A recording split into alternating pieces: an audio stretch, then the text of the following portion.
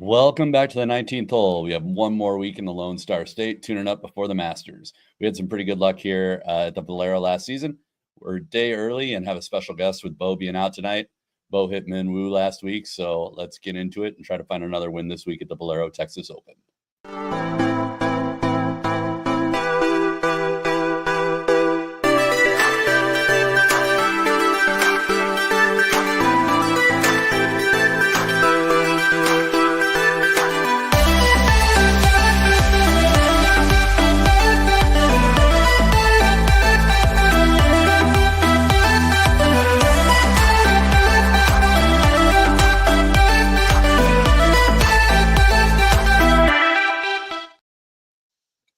So I didn't hit the "we are live" like Bo does, but we are live.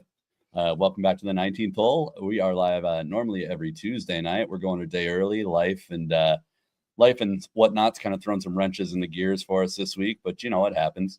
So anyways, if you aren't already subscribed to the channel, go ahead and remedy that situation while you're busy pressing all kinds of buttons. Go ahead and like this episode and jingle the bell for notifications.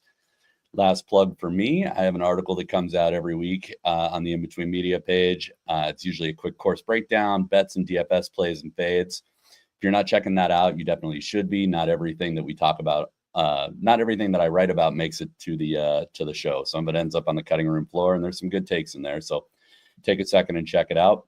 And then last but not least, I think we've kind of forgot to mention this for a few weeks, but IBT also has the draft night out at the Fantasy Football Conference coming up in August. So if you haven't signed up for that, you play fantasy football, you love hanging out and geeking out, go over and sign up for that. We also are rumored to have our first annual golf tournament on August 8th, right before that convention kicks off. So if you like getting drunk and blasting golf balls around, pretending you know what you're doing, it wouldn't be the worst thing in the world.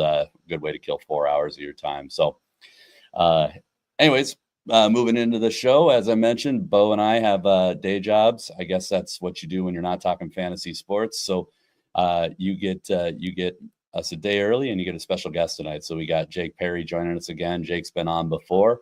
I'll let Jake give you the rundown on his vitals. We're alive. Everything's working. We woke up. Lungs are lunging. Heart's hearting. You know, we're out here. We get to talk golf. It's a great week. It is a great week, and you and I kicked off talking golf about mid-afternoon, talking about equipment changes and things going on, you know, because we don't have a tour fitting bus sitting outside our local country club, so we got to do it the expensive and old-fashioned way. Try shit till it works. Yep. Yeah, I just went to PGA Superstore, and I was like, I want to demo drivers, and then one of my buddies is a former teaching pro. So him and I just did our own impromptu fitting in the bay for like 3 hours. I was sweating, but hey, we got a new driver. It's working. We're happy. It's working till it's not. I mean, mine was working great. And then, you know, first time out, it's like, I normally hit a high draw. This looks a hell of a lot like a slice. I'm not real sure where that came from, but you know, you get old, your back starts hurting, you get a little quick through the ball. Things happen. Hey, I've gotten to the point where it's like baby fade. Give me a baby fade. I'm happy. I don't need to hit the big sling and draw anymore. Just give me consistent. Like I could have gone with, I ended up going with a ping driver. The Cobra driver that I tested was longer and I could do more with it, but I'm not on tour. I don't need to be trying to fade it into certain holes and hit draws around the trees. I just need the ball to go in the general direction that I'm aiming. And just with that, I'll be happy. Yeah, if I'm not more than like 30, 40 yards right of the fairway, like I usually feel I've done my job. I mean, it's not the worst outcome I've had. Plus, there was no two-way miss, unlike my old driver. So now I don't have to aim down the center and pray it doesn't go too far one way or the other. Now I just tee up on the right, aim towards the left, and it should fade back a little bit. And if it doesn't, it probably just went straight. It's all theoretical. You should have gone with the Cobra. You would have kept Royal's kid employed. It was really close. Like literally, I went for the forgiveness that the ping gave me. That is the only reason. I tried literally on my last swing. I was like, all right, I'm going to do my drunk 18th hole swing, which is I just get really wide, swing as hard as I can, and just try and hit a big swooping hook.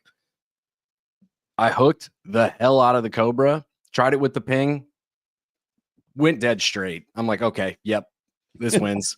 If I'm trying to hit a 40-yard hook and it goes dead straight, that's my sign that I can just do whatever I want with this driver, and it should go generally pretty straight. Well, and that's the critical measure of how good a club is, really, is like, what is the drunk swing after like midway through a scramble look like? Like, is this gonna work? Because that's the most important time, really. I thought about taking my shoes off too. Like, I took the hat off, hair was, up in a bun again. I'm like, let me go barefoot. That's truly the 18th hole of the scramble play for me. So we're gonna figure this one out. Shotgun a beer right before you hit that in the sim. Tony, I'm going to need you to run down the street to the Benny's Beverage Depot, grab me a 12-pack, a Busch Light. I'm going to drink in about 15 minutes, and we're going to do this for real.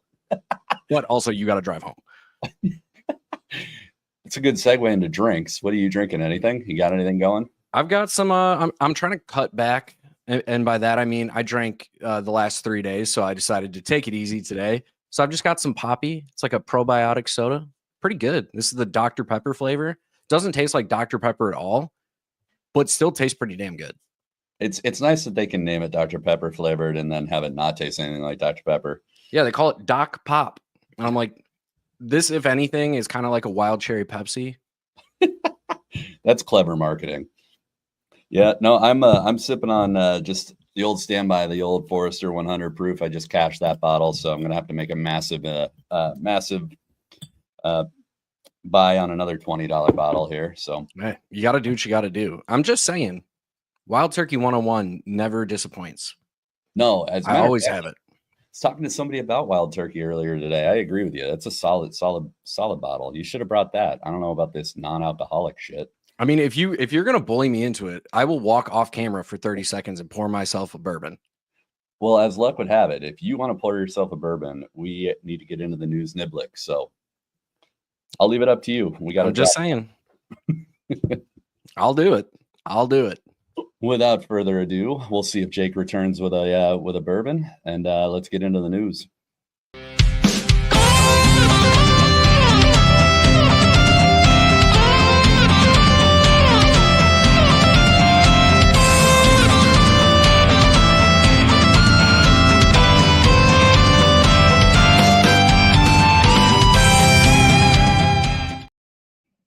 Well, what you guys couldn't see, but I definitely saw, was Jake did in fact leave his chair. So we're locking in. I love it. We're locked in.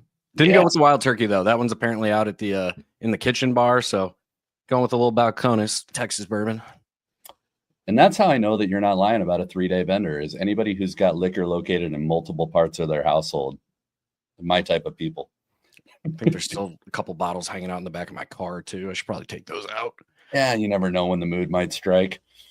Honestly, my car's in the shop right now, so hopefully the mechanics are having a good time. They probably think it's like a tip. They can have it. It's nothing good. So anyways, in the world of news this week, we had Min Woo celebrating a victory.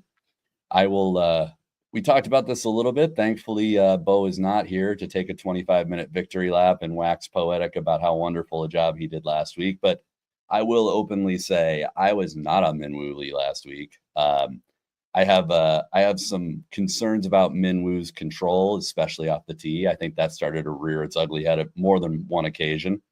But can't take anything away from Bo. It was a great call, another great hit for the show. So we're doing fairly well this season. Were you on Min Woo? Were you off Min Woo? I would count myself as both on and off at the same time. For those who don't know, I do the DFS articles over for Fantasy Alarm over there. And he didn't make the players that I write about, but he did make, we do like a cheat sheet at the bottom of our page where we list players that we would build lineups out of. And he was in there. So he was a guy that was in a lot of DFS lineups for me. Yeah, he was right there on the cusp for me, and I just I weighted ball striking and overall accuracy so much last week that he fell out of my DFS pool right at the very end. But God, I love Min Woo, and I'm always pulling for him. And honestly, that aim point over his 8-inch putt on 18, I laughed so hard. That's what you love about Min Woo. So love to see him cooking. Hopefully this is a momentum builder for him. I mean, hopefully he keeps kind of plugging along. So we'll see what happens. I love him. Good old Dr. Chapinski. We can't be mad at him. So I play an ass load of Golden Tee golf. I changed my name to Dr. Chapinski for a week and a half. Nobody got it. I'm like, okay, obviously you people do not actually watch real golf. They don't get it. No. But those who know, we salute you. Yes, right. So in a continuation of what would have been a 25 or 30-minute Bo rant, it turns out that Minwoo Lee's caddy's name is also Bo.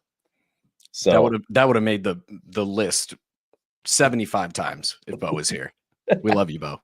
Yeah, you won't see this for hopefully like you may start seeing this in like 15 minutes, so you'll have to rewind, but just know we salute you.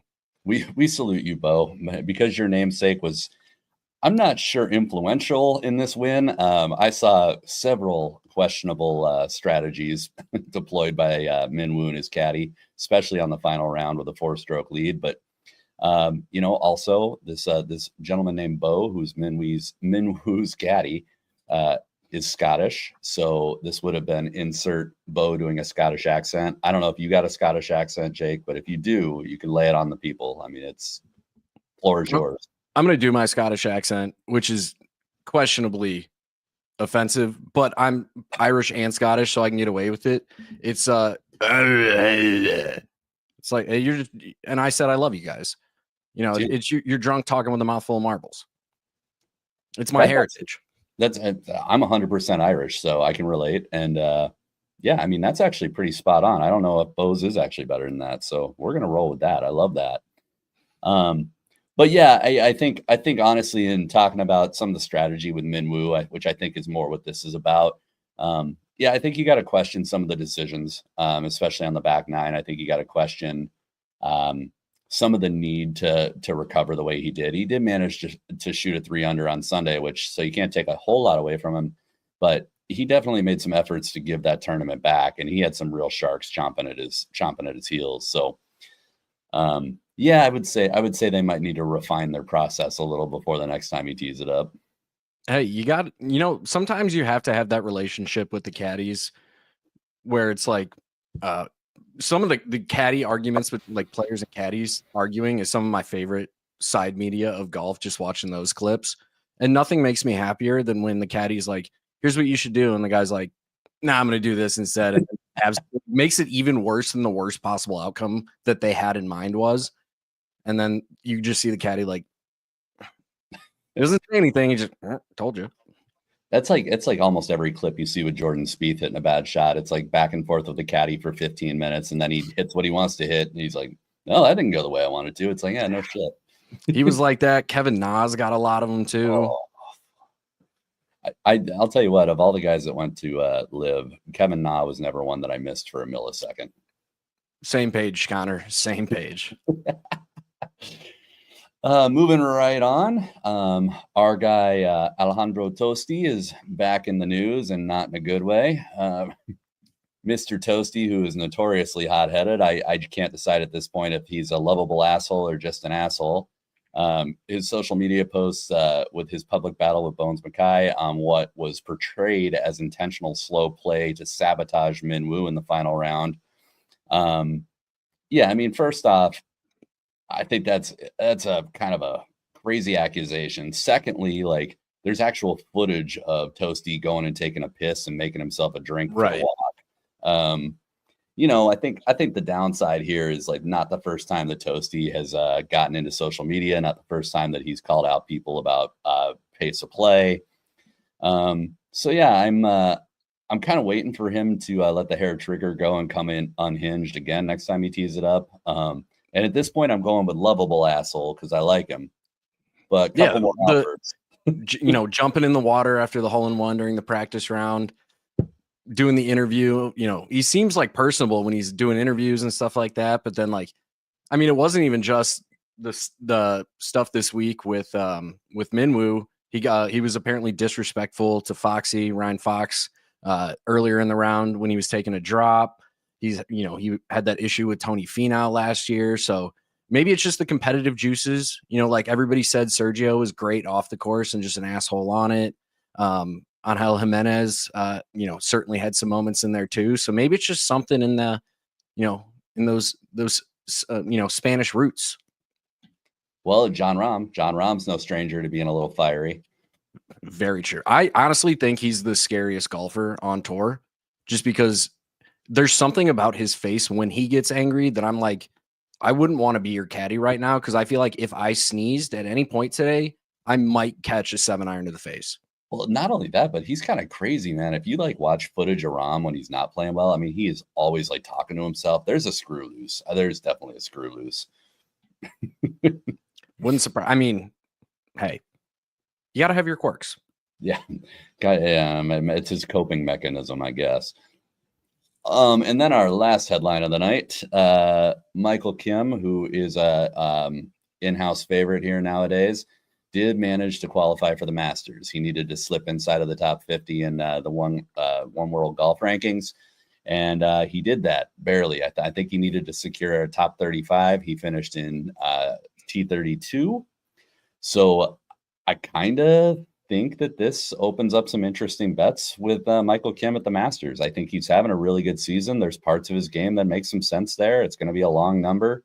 Are you with us on Kim? Are you kind of playing him and betting him this year? Or are you kind of off Kim? Where are you at with him? Yeah, so I started the year absolutely loving him. That burnt me for 3 weeks. So I stopped writing about him, stopped playing him. And that's when he goes T2, T13, T13, T6, fourth. And I was like, all right, back on him at the Players, misses the cut. I'm like, okay, maybe I'm the problem. I don't know. No, I love Michael Kim. I'm really happy that he qualified too, because that means he didn't have to play this week at Valero.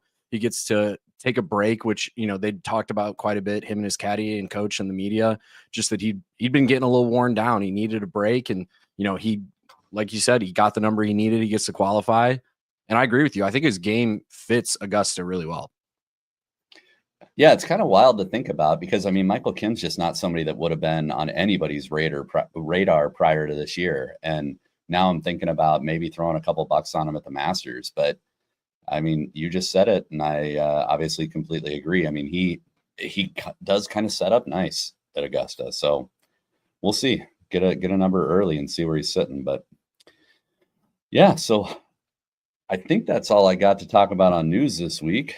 We can definitely get into our caddy notes and move her along, talk about this very uninspiring golf course right after the drop here.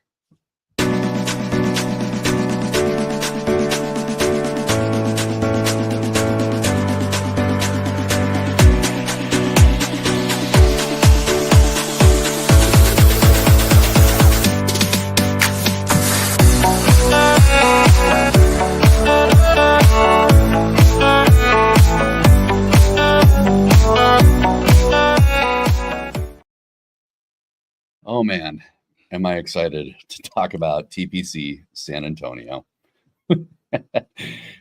So we are at the Valero Texas Open TPC San Antonio Oaks course in San Antonio, Texas. Par 72, yardage is 7,438 and some change. Fairways are Bermuda. Greens are also Bermuda. You're going to have some overseeding going on, mostly comprised of rye and POA. So not anything dissimilar from the previous week. TPC San Antonio, like I said, is not the most memorable or exciting venue. The course itself is relatively straightforward. Distance is helpful as long as you're accurate, but this really boils down to the second shot. We say that a lot, but this is truly, truly about the second shot. We say that they tend to be, the greens are really the challenge here, and why the second shot is so important. They tend to be super firm and tough to stick it to. And it's further obstructed by the fact that the fairways are tree lined. So they do definitely come into play a little bit. If you're wayward off the tee, I mean, you're going to be in some trees. It also obstructs some of those sight lines. So some precision off the tee is necessary, getting yourself set up for your second shots. A couple of the most correlated stats that we found tend to be around the approach metrics and ball striking. Around the green play actually pops up again this week, similar to last week. The putting here can be a little bit tricky, so you do want somebody who's decent with a flat stick. It's not one of those non-negotiable type setups at the Oaks. You can actually get away with being a pretty mediocre putter. You just really can't lose on the putting surface. So again, good ball strikers who don't give strokes back. Some around the green play would be preferable if you can find it. All in all, I would say this is a very similar track to last week, but significantly easier in terms of the skill set we're looking for. 100%. I mean, you broke it all down really, really well. Some of the stuff that I found very interesting about this course, looking at like last year's tournament specifically, driving distance played almost no correlation to strokes gained. It was literally 0.014, which was well below tour average there. It also has nearly double the approach shots over 250 yards of the standard PGA Tour courses. And then every other approach bucket is well under until you get back down to like the 50 to 125 range. Then those are all above tour average as well. It's just an interesting layout. You'd think it'd be fun. It's a course. Well, what's weird about the approach buckets is I actually have an asterisk in my saved model from last year that says, don't focus on one particular approach bucket because they're all equal and they're all meaningless. Like, so basically, like, as long as you're good at approach, you should be pretty good here. I will piggyback on what you said, though. If you were going to pick a bucket to look at, it is that longer, that 200 yard and out range, which, you know, maybe unintentionally, there's some guys that made my card this week that fall into the bucket as good long iron approach guys. So, I made a promise that you know, we're not a DFS heavy show, but I did say that we'd start baking in a little bit more about model construction and giving nods on DFS plays where needed. So if you are building models, if you are building player pools, some things that I looked at here, shots gained approach, again, no particular bucket, but maybe giving a little more weighting to that 200 plus area. Shots gained overall tee to green, just getting an idea of the guys that are accurate off the tee, accurate on approach, not having to scramble nearly as much. Driving distance, to Jake's point, it hasn't proven to show any kind of true correlation. I think the correlation that you can draw just inherently is that if you're a little farther off the tee, you got a little shorter iron in hand, a little easier to stick these greens. So it's not direct correlation, but it is something that if you can find an accurate long guy, that's not a horrible thing to have. We looked at opportunities gained again on tough greens to hit. We want guys that are sticking it close, bogey avoidance, as we often do. And a little bit of that strokes gained around the green, strokes gained putting stats. I think they are important here, but I weighted the strokes gained around the green a little higher than the putting, just because again, it was a more truly correlated stat. So not a whole lot to it though. It's a pretty straightforward model. Pick accurate ball strikers. Yeah, the card was really easy to build this week for me as well. I mean, I think you pretty much covered literally everything I was talking about. I put a little bit heavier weighting into course history as well this week. It's the fourth most predictive course on tour, behind Wiley, Augusta, and I'm blanking on the third one. But it is, you know, especially compared to tour average, very predictive. So guys who are good here tend to be good here, which is also just pretty standard of most TPC courses. So you playing all of the Corey Connors this week? I do have a lot of Corey Connors. I got a lot of love for him this week, but he's not the only one. I gotta, you know, there's a lot of guys who have been very successful even without the wins. You know, over the last, you know, I did the last 5 years, kind of, you know, more accurate representation of current form to an extent. But yeah, Corey Connors is up there. Sam Stevens, Tommy, Akshay, Charlie Hoffman cracks the list, mostly off the back of those back-to-back second place finishes he had 4 and 5 years ago. Matt Kuchar is up here, Denny, Chris Kirk, Aaron Baddeley somehow made the list. That sounds like a recipe for disaster. He didn't make the article, don't worry. He's not a recommendation, but he made that part of the list. And Tommy Fleetwood is a 4-letter word on this show now, if anybody watched 2 weeks ago. But anyways, well, we'll get into let's get into some club twirls. Let's make some bets. Let's try and figure out how to win some money at this otherwise unexciting event.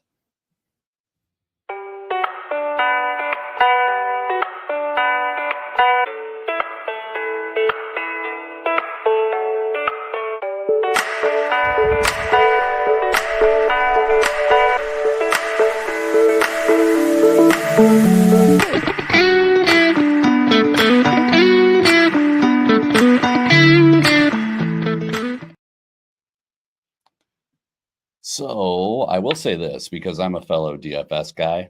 if you've got DFS pearls that you wanted to sprinkle in as we're talking about some of these guys, I ain't gonna hate on you for it. We got some listeners. I'm gonna on do here. it. We got some listeners on here that don't have local legal sports books too. So little DFS sprinkle never hurt anybody. But getting going, all the prices we're going to be talking about tonight are as up to date as we can find on the DK Sportsbook. So starting at the top of the favorites, we got Ludwig Oberg at plus 1200. We've got Tommy Fleetwood plus 1400, Corey Connors plus 1600, Pat Cantlay at 1800, Hideki at 22, Jordan Spieth at 22, Keegan, Akshay, both at 25, Denny McCarthy at 28. I think I'll stop there for now. Who are you liking in those first about 8-10 guys? Yeah, kind of already alluded to it. I do enjoy, throwing some money on Connors and Akshay this week. I think my kind of sneaky guy who's in that kind of, top 10-ish roughly in terms of odds is Jordan Spieth. I think, he runs into a lot of the same issues you were talking about with Minwoo. When he loses it off the tee, it's gone. It's it's ending up on roofs as we saw last year at times. But his creativity with the short game, his ability to have the putter just catch absolute fire, make him kind of one of those sneakier guys for me. His odds are pretty consistent across all the books. But there are a couple books where you can get him, 300 to 400, plus 3 plus 400 higher than others. So he's got some sneaky value that's up there, but I love Akshay. I've been a big fan for a long time. So he's probably going to be who I sprinkle the most on just because I want to see him win here again and do just good at golf. So Akshay is the interesting one to me because last year I actually wrote him up. I talked about him on the show. We took that one down at 55-1, which was a great number on Akshay. And I think where I'm kind of struggling with Akshay this year is not that anything you said just now is false, but just that I don't know if I feel like paying 30 points less for Akshay, who may not be in as good a form as he was last year at this time. It's certainly a valid concern. Going into Valero last year, he was coming off a T17, T11. This year, he's coming off a T3 and a missed cut. So, I think the ceiling is there for Akshay, as it pretty much always is with him. If he loses the ball striking at all, there's something about his swing. He creates a ton of lag, but that can create a ton of timing issues. And when he loses his ball striking, much like Jordan Spieth, it's just gone. There's no getting it back in tournament for him. That said, shots gained on approach specifically was his best of the year at the Players. His putter's been really, really good. His driver's been a lot more consistent for him. He's, not taking advantage of his club head speed as much, but doing that in a very intelligent way, which has certainly been helping him. I still believe in him. I get the hesitancy just because there are some really good numbers up there to take advantage of. We're not dealing with like a Scotty at plus 300. That's like, okay, sure. I'll throw $1 on there to win 3, I guess. But yeah, I get it. There's some really good names at the top end, though. No, there are for sure. And when I say that I don't think he's in, I think one of the big selling points we had with Akshay last year was that we really were taken aback by like his ability to shape and his ability to shape, especially in wind. We knew there was going to be some wind. Right. We got all those things to fire. And when the last thing I'll say about Akshay is I think he gets even more enticing to me, even at a shorter number like this, if the conditions are going to get bad. And so I think it's something to watch. I love Akshay Bhatia, especially on a course like this, especially when the conditions can mess around a little bit. So we're doing this on a Monday night. Check on Wednesday, see if you can get a good number. Akshay is not a bad bet by any stretch, but I'll tell you up here, a guy that I'm really interested in, and I'm putting it in the atmosphere and I probably shouldn't, but when you talk about elite ball striking, arguably one of the best ball strikers on tour is Hideki Matsuyama, who also gains a lot of strokes short game, which is surprising to me because he's got a really bad reputation with the flat stick, which surprisingly has been markedly improved this year. As a matter of fact, almost every single tournament he's been in the top 30 or better when you look at any 36 rolling total. So I got a lot of interest in Hideki. The only kind of pause I have on Hideki is very live to WD anytime he's got somewhere better to be. So if he off that first tee just firing, it's a little dicey on whether he finishes the tournament or just toddles off to Augusta. But if he plays all 4 rounds, I think Hideki at 2,200 is almost criminal. I mean, versus Corey Connors, Pat Cantlay, Tommy Fleetwood, Oberg. It's a really good number on Hideki. It is, yeah. It's amazing to me just how, what was it, like 2 or 3 years ago, he was the #1 wedge player on tour and literally the worst putter on tour. Like, that's just the dichotomy of his game. Weirdly enough, seems to be a pretty common trend with elite ball strikers. Just for whatever reason, they can't putt. Don't know what that's all about. And then when they can, you get prime Tiger Woods. So, I mean, maybe it's for a reason, but yeah, if he's, I definitely understand the withdrawal concerns with him. It's probably why I'm going to stay away from him a little bit. He could, I'm surprised more players don't treat this as like I'm just going to play the shots here that I would play at Augusta, like Rory used to do when he was here. Like, he literally just said, I'm playing this like I'm playing every hole at Augusta, just a little bit differently. Well, and that's always a concern with these top guys too here, though. It's like, are they working on shots that they've got lined up for Augusta? Are they hitting the shot that this course needs, or are they practicing, like truly tuning up? So yeah, I think the top is a little tricky. I think we would be remiss if we didn't mention Corey Connors at 1,600. I think that is a crazy short number for Corey Connors. I don't care if he's won here twice. 1,600 is really tough to swallow on Corey Connors. What are your thoughts on Corey Connors? Yeah, he's not a guy that I'm super interested in taking outrights on. I'm much more comfortable placing like placement props on him or, head-to-heads matchups, anything like that. He's been, playing some phenomenal golf over his last 4 starts, 3 top 10s. His worst finish over those last 4 is top 24. So, I mean, he's in really great form, but I get what you're saying. Like, it's just hard to imagine him consistently winning a tournament that isn't this one, which is where it kind of, makes me kind of want to do it. But like you said, the number's just so short. If that falls at all, if that gets to the plus 2,000 range or anything like that, I'll definitely, start sprinkling. But yeah, at current value, it's just not, it feels like a very minus EV play. Yeah, I mean, honestly, if I was going to bet plus 1,600 on Corey Connors, I'd just dump more money into Oberg at plus 1,200 because Oberg is liable to, I mean, he's course proof, in my opinion.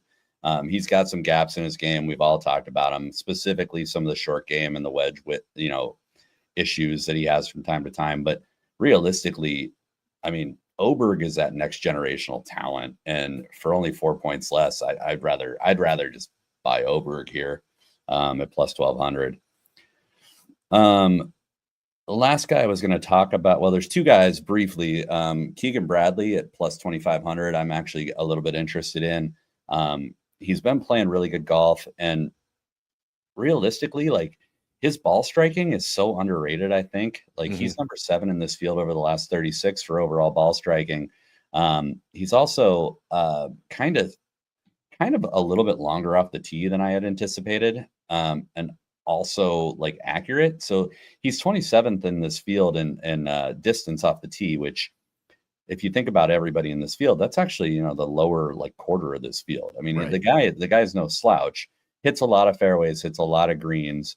He also tends to play better in like windy or bad conditions. So like if we do see that the wind is going to kick up a little bit, if we do see any kind of adverse conditions coming in, outside of like the overnight storms that we're going to have, I don't think those really, shifted in favor of Keegan. But if we're getting wind on the ground, I think Keegan becomes a lot more interesting. So 2,500, I think he's appropriately priced around the guys that he's right there with.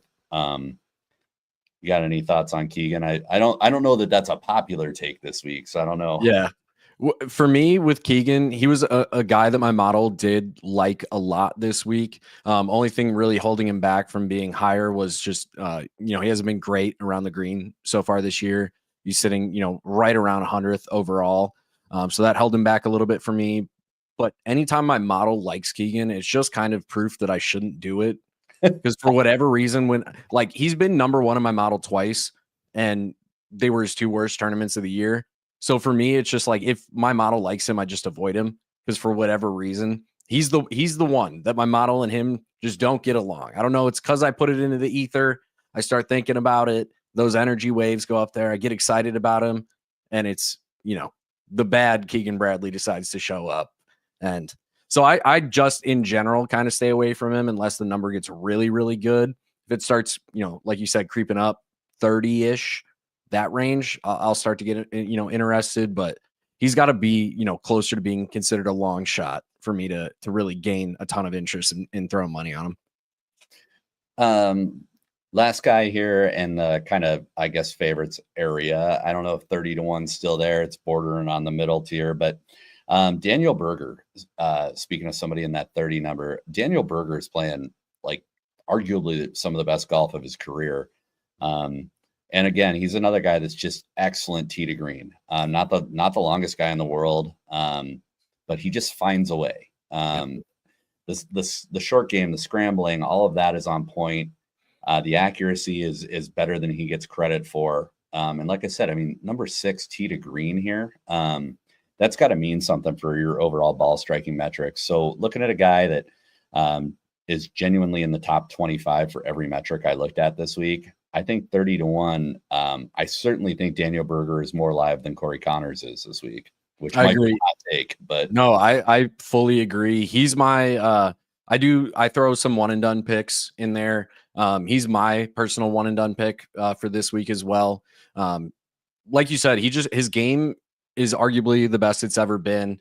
No worse than tied for 25 over his last 5 starts. As long as he makes the cut, tied for 25th is his worst finish on the year. He's missed the cut twice, and both times it was just because the putter disappeared. But then he figured it out the next week, and he was good to go. He's been consistently really strong, gaining a lot comparatively on the field in terms of driver accuracy specifically. His worst event over the last 5, he was still 10% better than the entire field accuracy wise. So, the driver, keeping that in play for him is obviously huge. Around the green, he's been, I think, a little underrated. The numbers don't necessarily reflect it when you look at, sand saves and stuff like that. But when you're talking just pure around the green numbers, he's 12th in all of 2025 so far. Like, he is absolutely one of my favorites to truly take it all this week.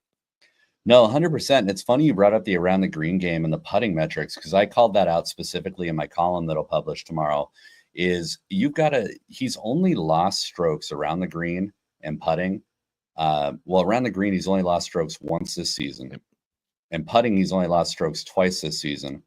And what's interesting about the 2 times he lost strokes putting is it was, again, kind of a blow up. Like, he lost almost 3 strokes, but then he bounced back the following weeks and was either pretty much flat or really bounced back and had almost a 4-stroke improvement over the previous week. So I think those are one-offs. And then the around the green game, like you said, is really underrated. And the one time that he lost strokes this season was 0.3 of a stroke. I mean, do we even count that? So essentially, he's never lost strokes around the green this year. It's going to come into play here. Love Daniel Berger this week at 30-1. He's a guy I love in DFS this week. Absolutely. Oh, yeah. Well, he's priced well too. Exactly. Yep. So we're in lockstep on that one for sure. So kind of getting into this middle tier. Bo and I do the middle tier. It's a pretty expanded middle tier. It's usually about anywhere from about 30 all the way down to getting into the 80 range. So a lot of guys in that area. I can kick it off for us here. A couple of guys that I'm looking at in that range. I'm looking at Bud Colley at 45-1. Love Gary Woodland at 50-1. And then Rico Hoy at 60-1 are the 3 I'm kind of looking at. I can definitely talk about all 3 of them. I can kick it over to you, let you talk about any of them. Yeah, no, I love Gary Woodland this week. I love Colley this week. Hoey, I feel like I was one of the only people on earth who was in on Hoey last week from a DFS perspective. That paid off. You and me, lockstep. I love it. That's why we're over here at IBT. But yeah, no, I like all of those guys. This range, though, I think has a ton of really interesting options. Alex Smalley is probably getting faded by a lot of people just because he has sucked here. But again, he's another guy playing some of the best golf of his life. I'm obsessed with Harry Hall for some reason. Him at 60-1, depending on the book, you can get him as high as 66. Seems wrong. Yeah, like the dude avoids bogeys, and makes a lot of birdies or better. Like, I get it. He's not sexy. He's not bombing at 330 and then just gouging wedges in. He's not doing anything crazy. Dude, he goes out there and just plays the golf course like you're supposed to and finishes pretty well every single week. So Hall is a guy that I'm really in on this week. And then I'm kind of just always in on Andrew Novak. I'm going to just keep doing it until it hits. Bo just popped in the chat so he can hear me when I say this. Maybe you should come on more often because, like, same. Love Novak, love Harry Hall. No real reason. Yep. They just don't fail me.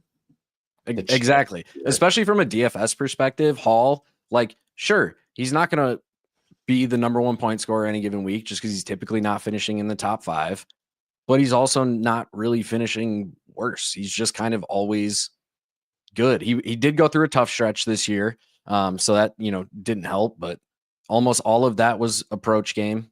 His irons weren't doing him any favors for a little bit there, but we saw it bounce back at the Valspar. He lost strokes last week in Houston, still finished top 18. You see what I got to deal with? Do you see this shit? That's Bo for you. We love him. Fleetwood like. All right, Bo, go back to whatever you were doing. We've had enough already.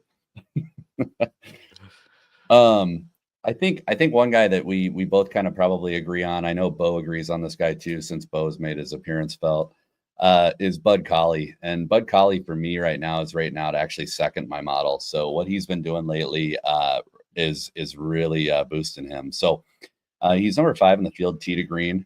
He's number 10 in this field for overall ball striking. Great short game. He's in the top third of the field for that. And then when I start looking at some of the scoring metrics, he's actually in the top 20 for par 3 scoring, par 5 scoring, and opportunities gained. And the opportunities gained stat, I mentioned it briefly, but like what I've been using that stat for a little bit, and it's not as intended, but I've been using it to kind of pin down guys that are not only hitting greens in regulation, but are hitting close enough to have legitimate looks at scoring under par, right?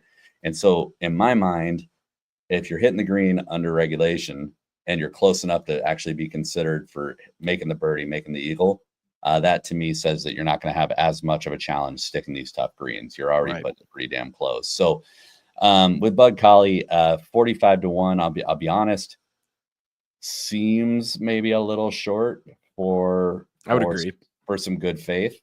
But he is playing really good golf right now. So that's kind of where I'm at on Bud Cauley. Well, if you feel better for him at +5, FanDuel Sportsbook still got him at +5.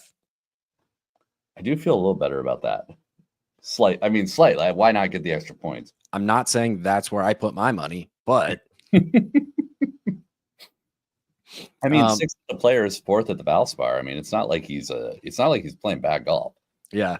One of the interesting things about him too is it's just totally course dependent on how the driver is for him. Like some courses, he just goes out there and absolutely bombs it and gains strokes on the field in terms of, driver distance. And then every other time that, distance isn't super important, he's just, I'll just hit it in the fairway, I guess. I guess I'll just put it over here and hit it near the green. It'll be fine. And then I do actually have one other guy in this range that I'm very interested in. Again, it's book dependent. You can get him is at +55 right now, which is my, where I feel comfortable with him here. But Jacob Bridgman, again, a guy who's up and down, the putter's on fire. Normally at worst, like he's not losing a ton of strokes with the putter, which is helpful. But had some good finishes this year, did miss the cut at Houston. They're different courses. I don't really care that much. I think if his game is even just slightly consistent, getting some, maybe not necessarily outrights on him, but throwing some, make the cuts on him or, top 30s, top 40s, things like that. He's a guy who could just easily make the cut and just quietly hit those numbers. But we also got to recognize, 3rd at the Valspar, he's got a tied for 2nd this year. Like dude's really close to getting that breakthrough win. Might be time. No, I don't hate that. And that's a guy that we've been kind of riding. He's 11th in my modeling. So, I mean, like nothing wrong with Jacob Bridgman at all. So yeah, to your point, he's getting a little short for me. I probably lean, if I was going to do another guy in the 45 range, I'd probably do Matt McNeely, who rates out a little bit better. Again, just more the ball striking prowess, especially like the sticking it close, giving himself looks. I think Mav is a matter of time, but as of right now, Mav's not on my card, so I won't talk about him. But Rico Hoy, who you and I both like, he's a little farther down on my model. He's 60-1, obviously. So it's I don't think it's a horrible price on him down there with like the likes of Jake Knapp, Alex Smalley, Lee Hodges. Definitely not elite of elite, but what is elite about Rico Hoy is the overall tee to green and his ball striking. He's absolutely fantastic. He rates out second over the last 36 rounds in this field for overall ball striking. Another guy that hits it very close. What is absolutely terrifying about Rico Hoy, and the reason that we haven't seen him finish higher than he does, is the boy cannot putt. He is 142nd in this field in putting, which is not good if you're scoring at home. Yeah, that was one of the things I had to write in my article last week. Was he is quite literally the worst putter in the field. He is one of the worst putters that is a qualified, has enough rounds to qualify on the PGA Tour. If he can just have a Scotty go from, Scotty went from sometimes good, sometimes bad. You never knew what you were going to get. With Rico, you just know he can't putt. Yeah. But also, weirdly enough, is one of the best lag putters on tour. Doesn't gain strokes with the putter, but it was top 15 in 2-putt percent or putting averaging less than 2 putts a hole. So you're how is this guy not gaining putts? Yeah, no, to your point, 3-putt avoidance, he's actually pretty decent. What's absolutely freaking bizarre, though, is you look at some of his putting stats, and I'm not trying to sell people out of it because I actually do think he's a good bet this week. But I mean, how the hell do you lose 8 strokes putting? How do you do that? I don't think I track all my scores when I play. I don't lose that many strokes putting. Granted, I'm not playing the courses these guys are, but still, I've had some horrendous putting rounds and I don't hit more than 5 lost. Yeah, it is truly wild, some of his stats. And I don't want to, honest to God, I'm going to bet him. In transparency, I'm going to bet him. I think the ball striking is just too good to overlook. But just know the risk you're getting into with Rico Hoy. You're another guy I'm going to bet over on FanDuel. He's at 7,000 there. Some of the other guys we talked about too, like Bridgman, best odds that I can find on him, plus 55 on Bet365. Harry Hall, who we talked about, you can get him at plus 66 on BetMGM. So, once you're in this range, it's all about playing the books anyway and just finding the best odds. Novak, a guy that we talked about, a couple different books, you can get him at plus 75. There's some of these books that have really much more palatable lines on some of these guys. Yeah, and to your point, I mean, that's really, really good advice. Definitely shop around, especially on these longer guys. Get every point you can, because if they do hit, you're not going to get a lot of paydays out of these guys. You're not, right. You might as well cash in everything you can. Last guy that I wasn't going to mention much, and this is Bo probably has good reason for him being on his card. For me, it's more of a feel play. Ricky Fowler at 70-1. Bo can put in the chat if he wants to why he's betting Ricky Fowler at 71. For me, anytime that you talk about a course that requires some accuracy out the tee, some potentially lower ball flights, some scrambling, some grittiness, things like that, I think of Ricky Fowler back at the Waste Management years ago, cutting it out in torrential downpour and playing in the worst of the worst conditions. And so I think I get more and more interested in Ricky, if the weather starts to deteriorate. I don't think Ricky has the firepower this day and age to keep up with these guys. I think he's playing well, but I just don't. I don't see him going shot for shot if the conditions stay favorable. But yeah, to Bo's point, Ricky is odds and vibes. Yeah, I get it. We're going to talk about it when we do some of the placement props, but I'm actually betting him to miss the cut this week. His game's just not in a great spot. He went through that, resurgence of play last year. We all got hyped back on Ricky again. And then it's just kind of faltered off from there. Really hasn't put up a great performance too consistently this year. Made a lot of cuts, which has been good. The only miscut, quote unquote, he has was a withdraw. But also his best finish is top 20 or tied for 18th. So one top 20 finish. Everything else has been outside of that. He's just a guy that I don't have a ton of faith in. But yeah, it's the vibes. We love Ricky. Everybody loves Ricky. We call him Big Blank Rick for a reason. If you know, you know. To Royal's question, I think the only way Ricky gets in is if he wins. I believe so. Yeah. I think he needs a win because he's far enough down all the other ranks and lists. I believe he needs to be, you know, a winner this year to qualify. Yeah, I think, and to be honest, I think that can be said about a lot of guys we're talking about. If they're not in already, they need a win. Spieth, yes, I believe so. Yeah, I believe so with Spieth too. I think he's too far outside.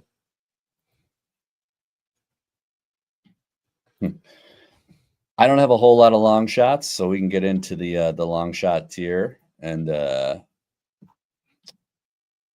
I'll say for me, I know Bo and I are in lockstep on this guy, Isaiah Salinda. I'll do it for you, Bo. I'll do one. Shout out NorCal. But Salinda is somebody that, like, I was a little late to the party on. Bo has been on for a bit now. So looking at him, one, I like the number for a guy that just recently competed. Two, he rates out 15th in my modeling.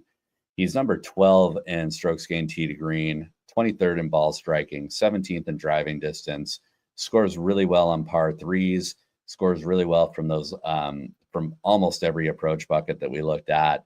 If he's got a knock, it's in that short game arena. He tends to be a pretty volatile putter.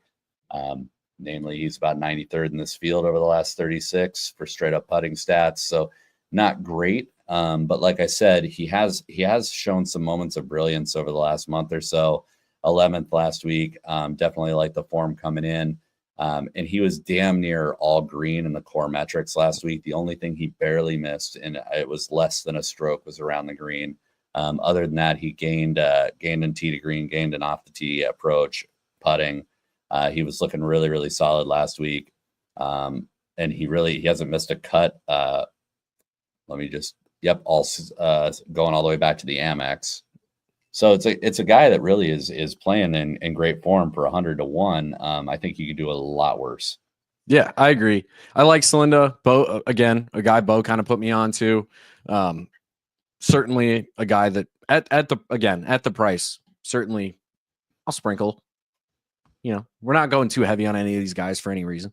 No, these are our we've done dumber shit with $5 bets. I mean, really, Exactly. honestly, once you get to that 100 to 1 mark, like, do I want to go get a McDouble and a soda, or would I like to potentially actually gain something out of this $5? That's like a fucking surf and turf, really. Honestly.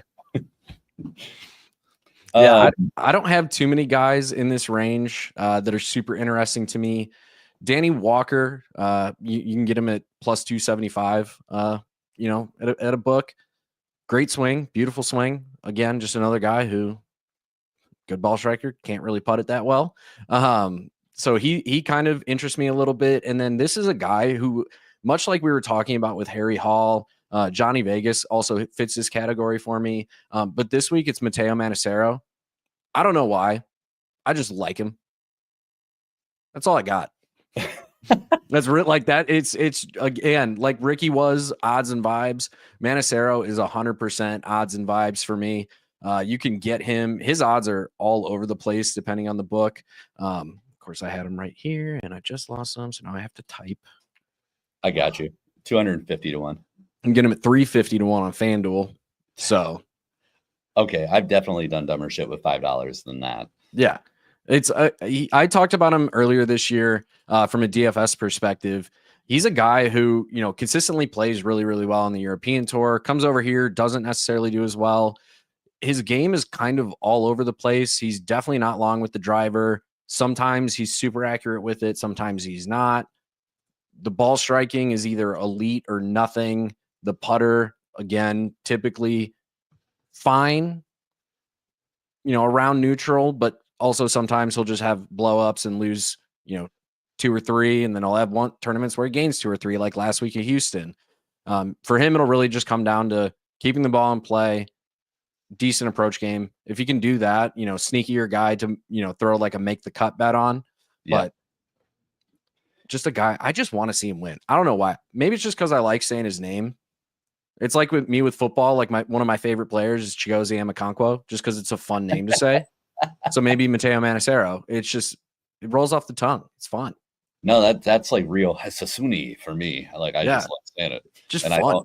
I don't know why I put that accent on it. That's probably not great, but hey, is what it is. Blame the bourbon.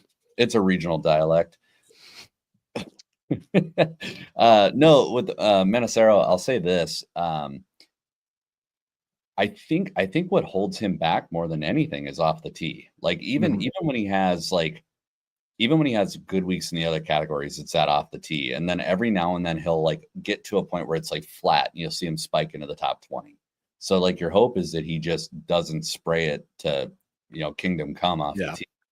Especially when you look at his performances on the European tour, when he just doesn't lose strokes off the tee, he records top 15s, top 10s. Like, especially if you look at him last year, like his best finish, he gained a half stroke off the tee. He just has to not lose it. He has to not lose it, and then he's got to show up and do the things that he like has these nuclear moments on, like around the green, like when he's gaining 5+ strokes around the green, or when he's putting to the tune of 7.5 strokes gain, like he did in Houston. Like he has the ability to do these things, and to your point, at 350 to 1, I mean, you're gambling that maybe he puts those things together this week, right? And like you said, we've all done dumber shit with $5. Seriously, way dumb. I did dumber shit with $5 10 minutes ago. Yeah, I got a bunch of tattoos. I agree. I've spent my money in way worse ways. Look, they all can't be winners. Exactly. And hey, if we're wrong, but he wins eventually, we weren't wrong. We were just early. Yeah, we're just early. That's the beauty of this whole gig. Like, I don't know how long we've been doing it now. I think this show's been around 4 or 5 years, 4 years maybe. Yeah, we get to play that card all the time. You know how it goes. Exactly. The last dude I'm going to talk about is Jesper Svensson. Kind of a deeper dive here. The odds actually aren't like near the enticement of Manacero, but at 100 to 1, like Jesper's actually been playing like good golf, like consistent good golf. Yeah. The only thing he really struggles on, to be honest, are par threes. Like as I looked at like some of the scoring metrics, it seems to be the spot he has like just kind of a blind spot for. When you look at strokes gained on any par threes, about 127th in this field. Now, why that doesn't bother me that much this week is that this is a very like traditional like course layout. Like you're getting the usual assortment that you're going to see on par threes, par fours, par fives. So all we need him to do is be flat on the par 3 scoring, and I think we can see some sparks from him. Saw his name pop up a couple times last week too. Like he's right there. His approach game tends to be a little bit tricky. He can be elite. He can be upwards of 4+ strokes gained. He also can be the polar opposite, 4 or 5 strokes lost. So what you're really hoping for with him is that he gets the approach game in order and keeps the rest of his game around where it is. And you've got somebody that can compete. So yeah, he's another one of those guys, creates a ton of lag, which is why he can gain so much off the tee, but also that's one of those double-edged swords. We see it with Jake Knapp too, like super smooth swing, but when the timing is off, good luck. Yeah, Jake Knapp. We can't go down that rabbit hole at this point, but I thought about it for a minute. He's in some DFS lineups for me. He's got that upside every single week, so I've always got a couple. The people are calling for the hat, so we will we'll wrap up. Do you have any placement props? I know you mentioned them earlier. Were there ones you specifically? I know you're in on the Fowler to miss the cut. Yep. So the ones I called out, Fowler to miss the cut, which when I wrote this down was plus 163 on Bet365. I love Daniel Berger top 20. You can get that at plus 190 on Caesars.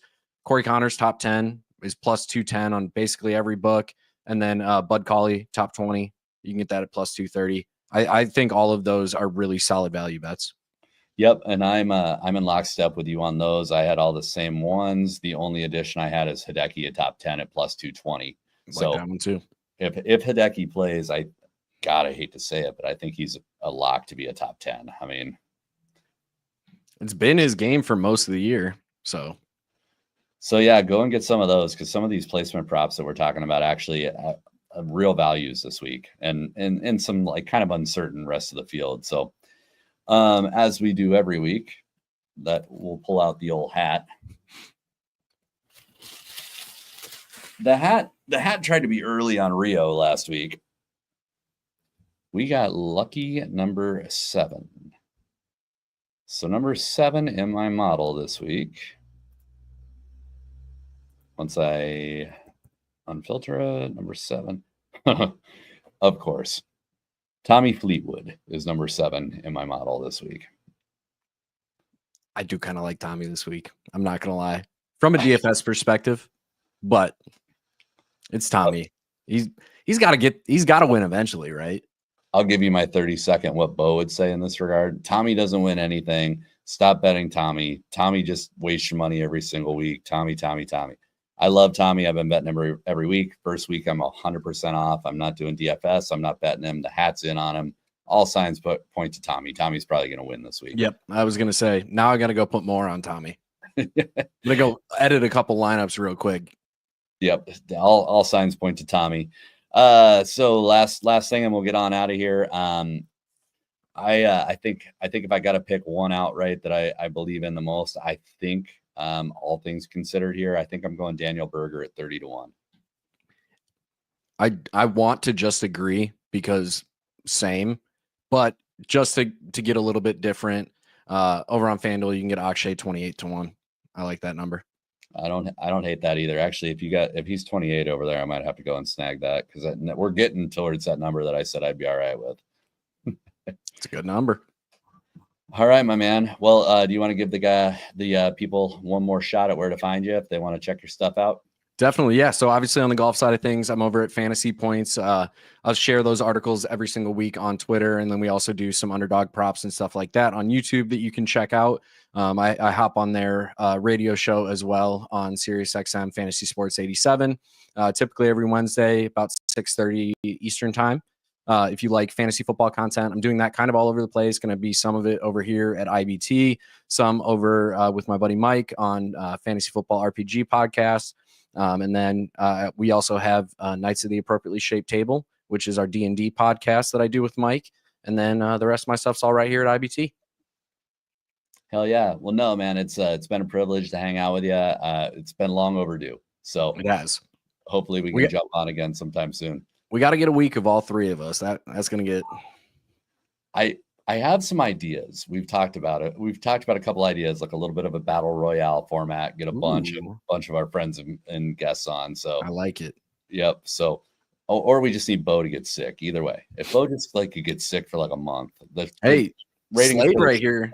Slade right here is calling for me next week for the Masters show. We might be able to work that out. No, I love it. Well, hey, thanks again for filling in on short notice. Thank you for helping Bo and I let life get in the way. So appreciate it all. And thanks to everybody for listening. Again, like, subscribe, jingle the bell. Till next time, we'll see you next week for Augusta. Have a good night.